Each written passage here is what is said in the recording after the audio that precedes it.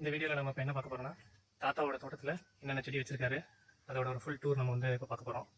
வாங்க வீடியோக்குள்ளே போகலாம். ஃபஸ்ட்டு எடுத்தோடனே என்ட்ரன்ஸில் ஒரு கொய்யா செடி வச்சிருக்காரு. கொய்யா செடி இது காய்க்க ஆரம்பிச்சிருச்சு. இப்போ ஆனால் சீசன் இல்லை. அப்புறம் தென்னை மரம் ஒரு 4 தென்னை மரம் இருக்குது. 1 2 3 4.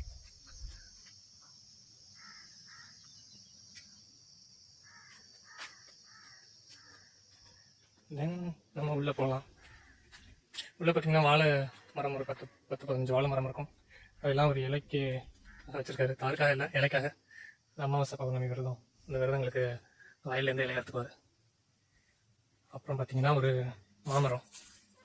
இது போன வருஷம்லாம் பார்த்தீங்கன்னா கண்ணாக இருந்தது, நல்லா வந்துட்டு வளர்ந்துருச்சு.